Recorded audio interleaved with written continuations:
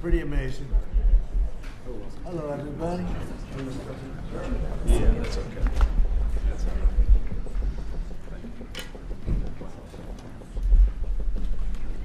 Thank you very much.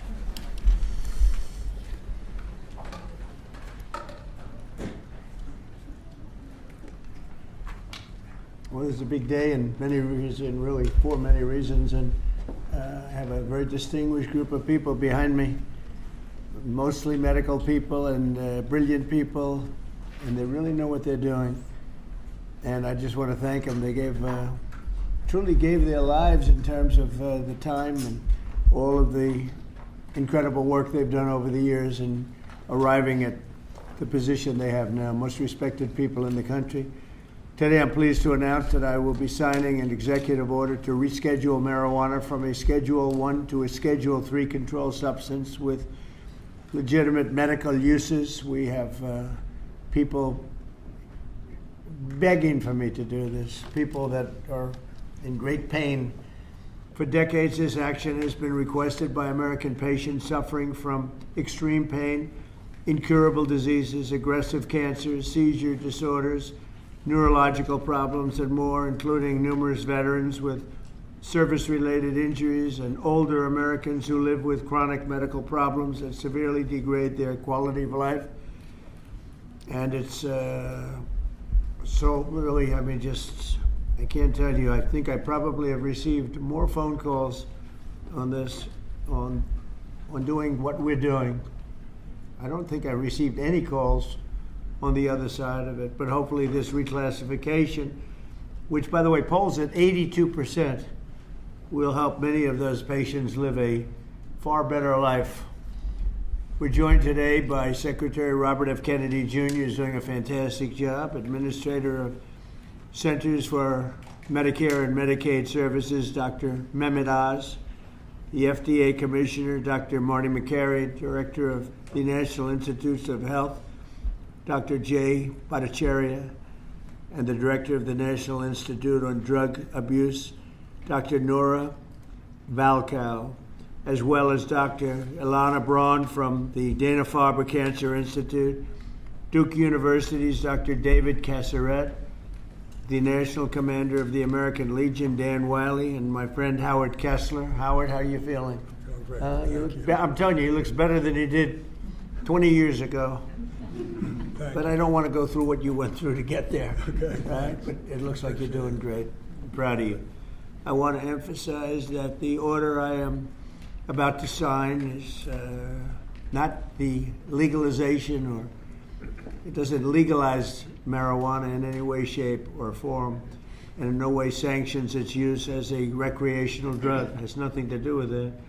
Just as the prescription painkillers may have legitimate uses, but can also do irreversible damage and never, if you look at some of the damage that can be caused, wreck lives, and if it's abused, it's never safe to use powerful controlled substances in recreational manners, and especially in this case, if you take a look, illegal and unregulated drugs, very, very bad thing.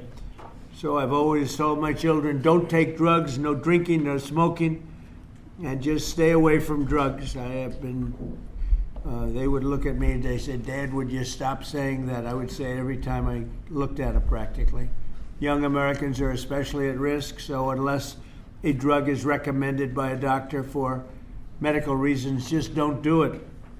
At the same time, the facts compel the federal government to recognize that marijuana can be legitimate in terms of medical applications when carefully administered. In some cases, this may include the use as a substitute for addictive and potentially lethal opioid painkillers, and they cause tremendous problems.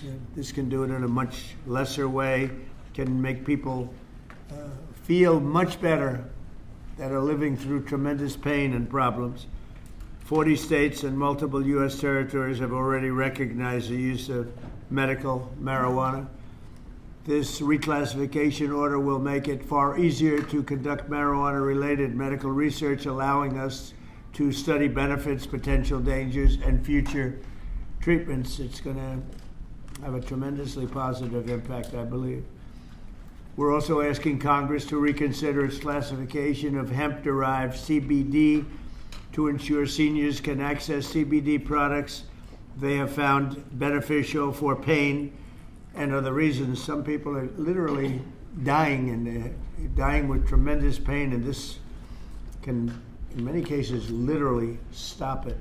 And they have their senses about them, as opposed to painkillers, which don't allow that, don't allow them to die with dignity, frankly. I promise to be the president of common sense, and that is exactly what we're doing. This is really something having to do with common sense. And it's something having to do with the fact that so many people that I respect ask me to do it. People that are having problems, big problems. They are having big problems with illness, with cancer in particular.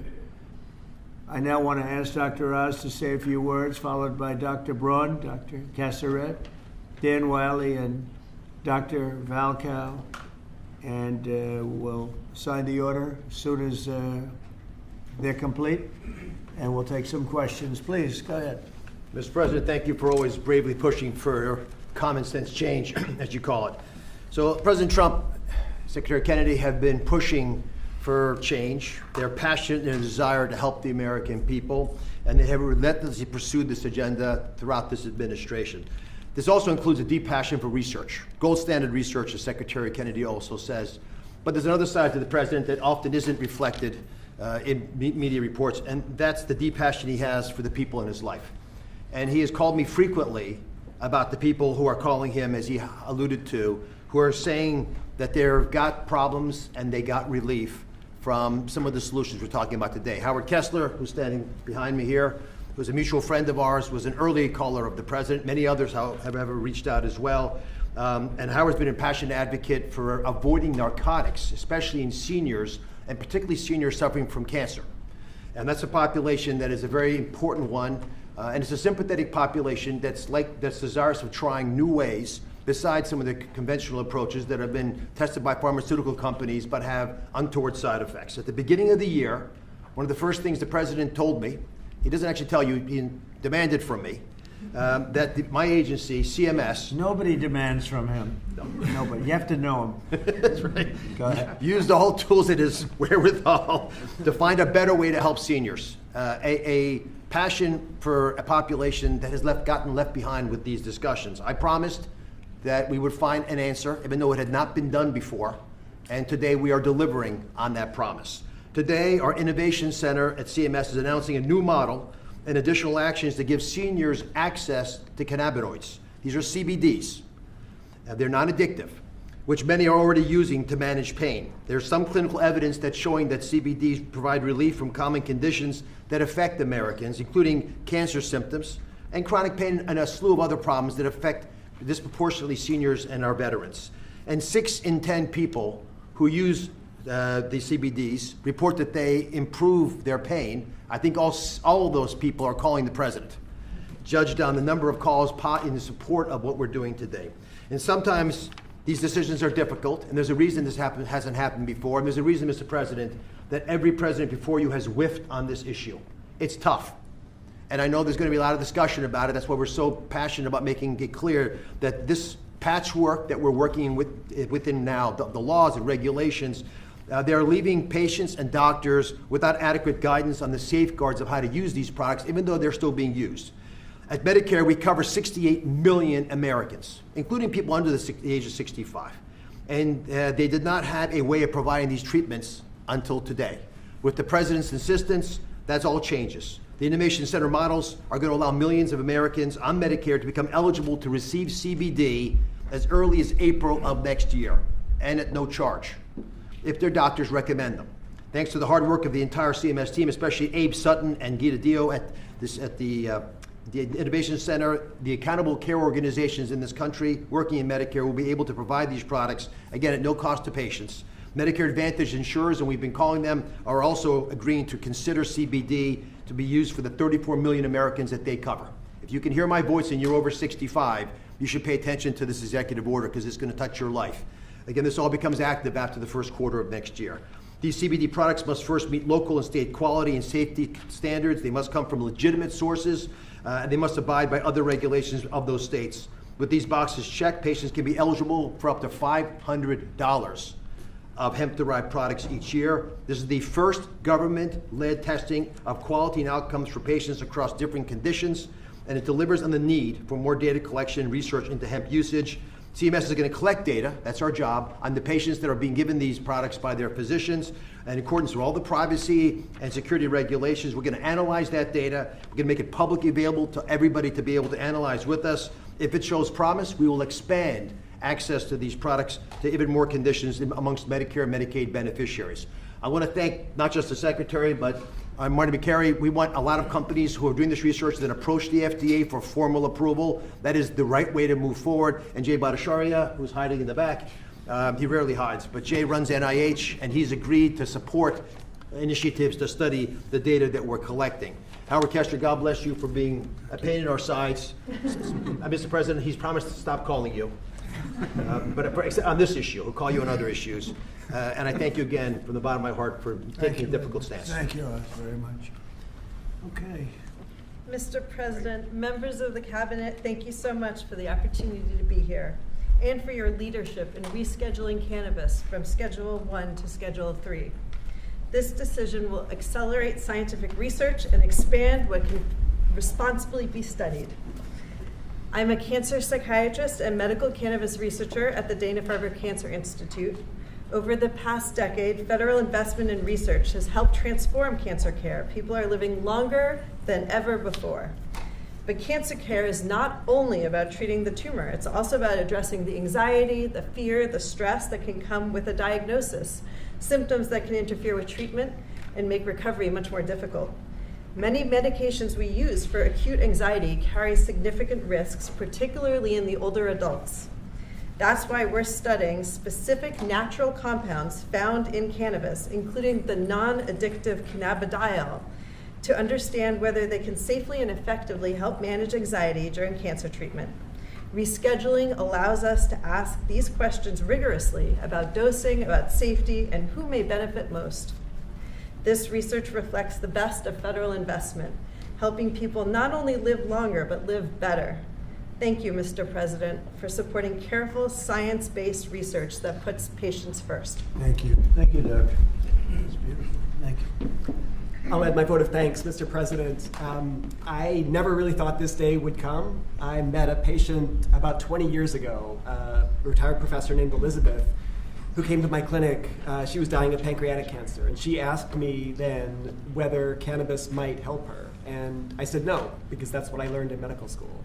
She reached into her briefcase, took out a 3-inch tall stack of articles, put them down on my desk, and said, "Really, doctor? You should read these. You might learn something." And I did read those articles, every single one, and found a bunch more. And I did learn something.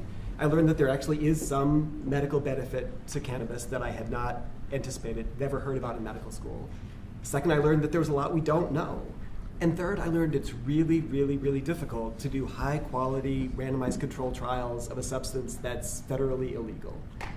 This rescheduling has the potential to change all of that and to rewrite the way that we do research related to cannabis in the United States in 3 ways. First of all, it'll democratize the research process so that all academic institutions can participate in research, not just elite academic medical centers.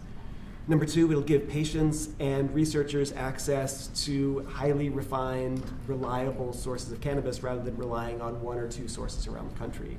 And last but not least, it'll let us do the sorts of large-scale randomized controlled trials that we do in oncology and cardiology. Not dozens of patients, but hundreds or thousands of patients. That's how we learn, that's how we produce valuable knowledge that's useful in guiding treatment decisions. Mr. President, without you, this never would have been possible, and my patients and I and all of our families are grateful. Thank you. Thank you, Doctor, very much. Thank you very much. Mr. President, I am Dan Wiley, National Commander of the American Legion, representing 1.5 million veterans. We are the largest veterans organization. We have 2.5 million members of our American Legion family. And I want to start by thanking you for your leadership on this issue. This issue is extremely important to the American Legion, and I want to thank you on behalf of the veterans who are going to benefit from potentially the research regarding this issue. Also want to thank you for your VA Secretary, Secretary Collins. and his work on difficult veterans issues with us this past year. The VA has worked with us on our Be the One mission, which is a mission to fight the epidemic of veteran suicide. Veterans are disproportionately affected by conditions such as PTSD, TBI, depression, and chronic pain. And with this reclassification, it will allow research to be conducted with regard to cannabis. There is anecdotal evidence that cannabis benefits these conditions, and now we'll have an opportunity to see if research does prove that it is effective. And if it is so, then it'll open up a whole new method of treatment for our veterans with regard to this particular issue. And so, again, I just want to thank you for your leadership, and thank you on behalf of the American Legion for this executive order. Thank you. Such great people Thank you very much, that Mr. have President. suffered and will suffer a lot less now. You're right. Based on what I hear. Good Anybody afternoon. else, please? I'm Nora Volkov. I'm Director of the National Institute on Drug Abuse. And for us, the rescheduling opens the door to actually be able to accelerate the rate at which we can do research and discovery. And research is crucial in order for us to, for example, understand what may be and for whom the dangers of cannabis. Yes, cannabis can be addictive, and certainly people, adolescents and children may be the most vulnerable. But we cannot close our eyes to research and the opportunity that we are hearing from patients that for some of them, cannabis can solve their problem. And so what we need to do is do research, number one, to understand what are those conditions. Number two, in order to be able to optimally learn how to use it. And to understand, number three, who is at danger. And it is knowledge that will allow us to optimally take the benefits that may be behind cannabis, as research shows, but on the other hand, also enable us better to do prevention interventions to protect those that are most vulnerable. So thanks very much. Great job. Thank you very much. Thank you, Doctor. Bobby, do you have something to say? I'll just echo thank you, Mr. President. Thank you for your leadership and vision and finally getting to closure on this issue. This is a question, a scientific question, that has divided our country for many, many years. And there are valid claims on both sides. On one side, patients and physicians attest that cannabinoids and THC can have miraculous effects on chronic pain, on epilepsy, on PTSD, on chemotherapy-induced nausea. My friend Howard Kessler, without whom we wouldn't be here today, drove this change in the schedule, and he did it because of his own experience in mitigating the impacts of chemotherapy. He has nothing to gain from this. He just saw something that worked for him, that worked for thousands of other Americans, and he wants to make it available to them. On the other side, there are valid claims about the negative impacts, about addiction, about psychosis, about adverse public health impacts, and impacts particularly on young people. So we haven't been, the evidence on all of these is anecdotal and it's hypothetical because we have not been able to do scientific studies. There is no standardized dosing. And if you don't have standardized dosing, any study that you do is comparing apples to pears. And we don't know the difference between botanicals and synthetics, and all of these questions we're now going to be able to answer. 5 administrations have promised to act on this issue. The Biden administration promised to do this, and the proposal began during the Biden administration. It got mired down in the chaos and inertia and disorganization of that. And I want to thank President Trump, who made the promise during the 2024 election that he was going to come in and solve this issue, that he was going to take decisive action, and he has kept that promise today. And so thank you, for President Trump, for your vision. And because of that, we will have answers very soon. This will finally allow us to study this issue and to answer these questions for the American people. Thank you very much, Bobby. Good information. Howard Kessler, a friend of mine, one of the most successful people in the country, came to see me on more than one occasion, actually. And he had some real difficulty about 3.5, 4 years ago. And he went through hell. And during his going through hell, he probably sampled everything you can sample when you're going through that, Howard. For sure. And he came to me and said, there's been nothing like this, and we're going to have to take a good, strong look at it, and that's what he asked me to do. And others have likewise said that, many others, I mean, you know, again, it's, I've never been inundated by so many people as I have about this particular reclassification. And I don't know that you have anything to say, Howard. If you'd like, you could say whatever you I like. just want to help the people 65 and over and make a difference in their lives. And we have machines and talent that could do it, not in 8-year clinical trials, but in a year. And we're going to prove that to change the world, really, in healthcare. So thank you, Mr. President. And I'm far younger than 65, so this does not pertain to me. Thank you. I don't want it, okay? I'm not going to be taking it, but a lot of people do want it. A lot of people need it, and thank you, Howard, for I appreciate it. really opening a lot of eyes. Okay, we'll sign it. We'll take some questions from the press. You can ask the doctors some questions, and it's an honor to do this.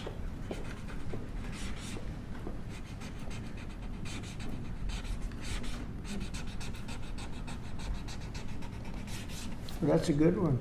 We read that.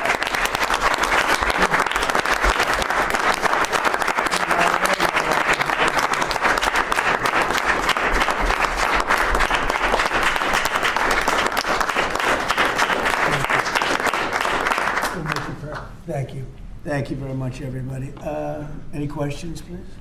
Mr. President, Yes. a health-related question on your health care plan. You've said you want to make direct payments to Americans, but Yeah. these Obamacare subsidies are expiring now in a matter of just a few days. More than 20 million Americans are now bracing for their premiums to skyrocket. Are you going Because to let of this Obama. happen, or Yeah, will you because- intervene? Yeah, they will skyrocket because it was never any good. I'd like to see the money that is going to the insurance companies by the hundreds of billions of dollars. You know, their stocks are up 1,400%, 1,800%, and 1,624%.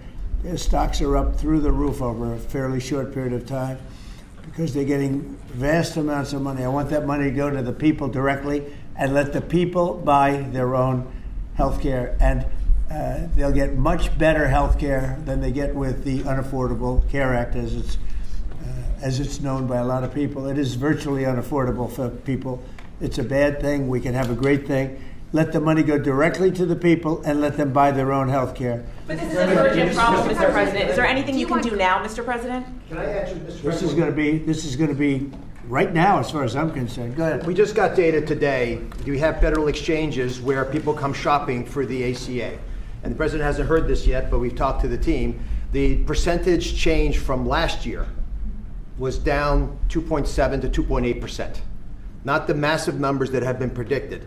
And there's many possible reasons for this, but right now Americans are signing up for these programs despite all the things that have been going on. 2.8% is a tiny fraction of what many had claimed would happen, and I think it speaks to the fact the American people appreciate these ACA plans are already subsidized over 80%. So it's a good deal, even if you don't get the extra 15, 20%.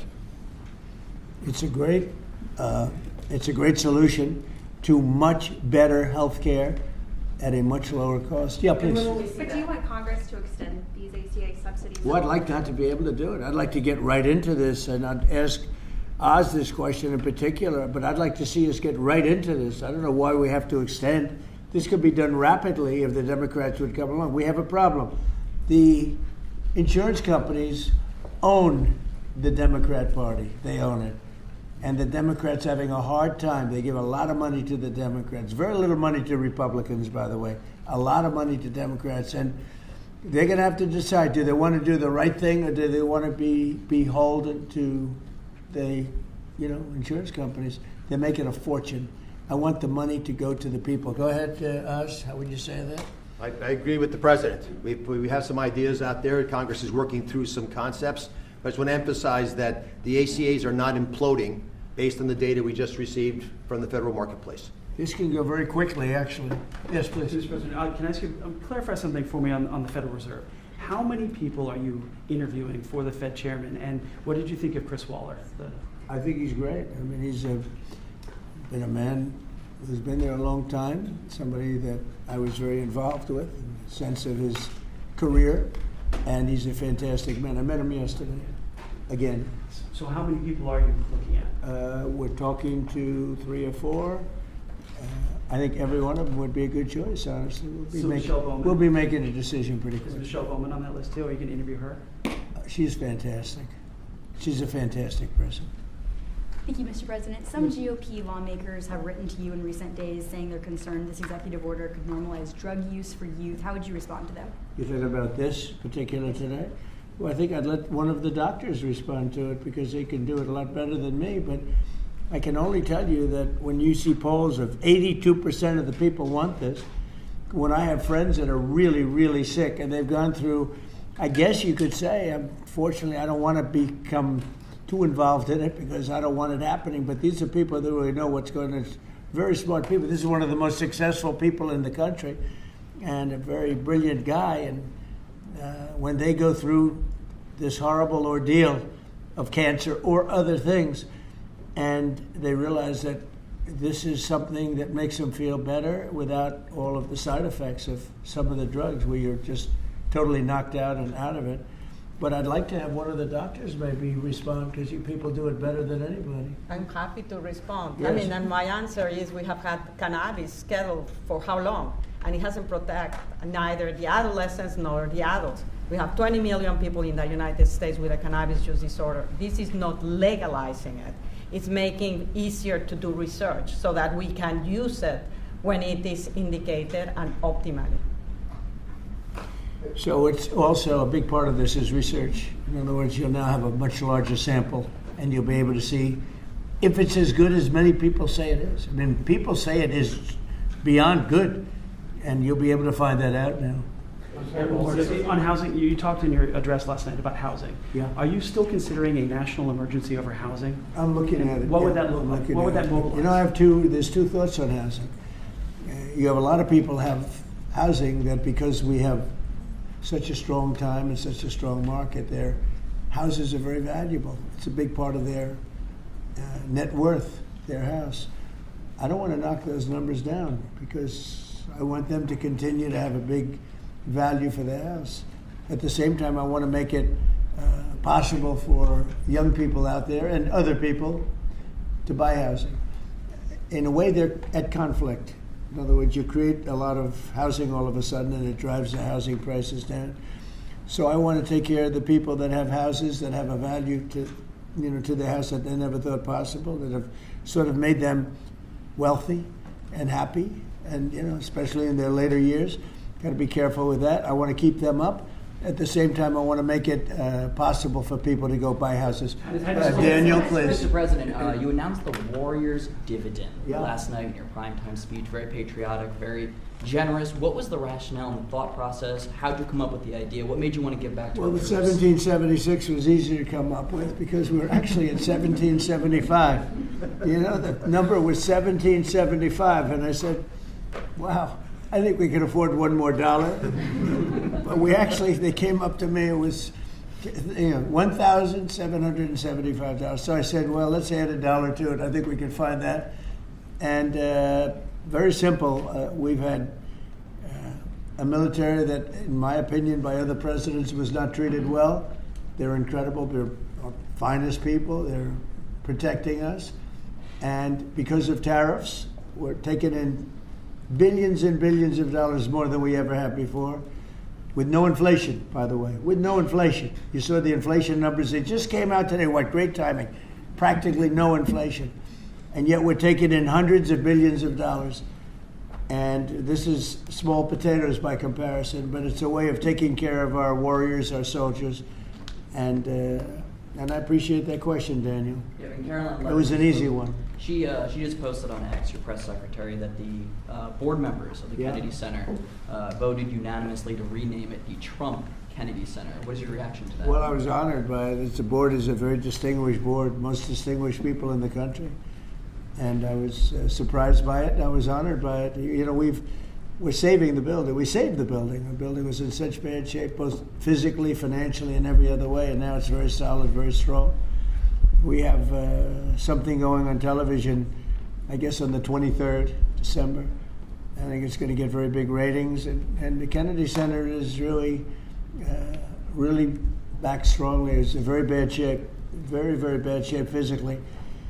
And we're also to get Congress to put up a lot of money and other people to put up a lot of money. We had a lot of donors come in for record-setting numbers, so we saved the Kennedy Center, and I was really, this was brought up by one of the very distinguished board members, and they voted on it, and there's a lot of board members, and they voted unanimously, so I was very honored by it. Thank you. Mr. President, will you be seeking any authorization from Congress for any land attacks on cartels in Venezuela?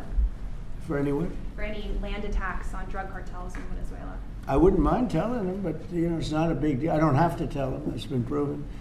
But I wouldn't mind at all. I just hope they wouldn't leak it. You have people leak it. They are politicians and they leak like a sieve. But I'd have no problem doing that. On that, Mr. President. Yes, please. Mr. President, there's a meeting this weekend on Ukraine in Florida. What are you hoping will come out of that meeting? Well, they're getting close to something, but I hope Ukraine moves quickly. I hope Ukraine moves quickly because Russia's there. And, every time they take too much time, then Russia changes their mind. 27,000 soldiers were killed last month. Think of that. What do you think of that, doctors? 27,000, it's like a half a football stadium, were killed in 1 month. And it's that way. It's anywhere between 20 and 30,000, mostly soldiers, also some people from Kiev and other places. But largely it's the soldiers. They're losing their lives. Nobody's ever seen anything like it. It's the worst since World War II. And, you've heard me say I settled 8 wars, some going on for 35 years, one going on for 37, one going on for 32. And 8 wars, and I thought this would be an easier one. This is because of the animosity, the hatred. It's a little bit more difficult than we thought, but there's a chance we can get this done maybe soon. Sir. Remember that 25 to 30,000 people being killed a month, young people being killed a month. Steve, please. When do you expect to make your announcement about the new Fed chair, sir?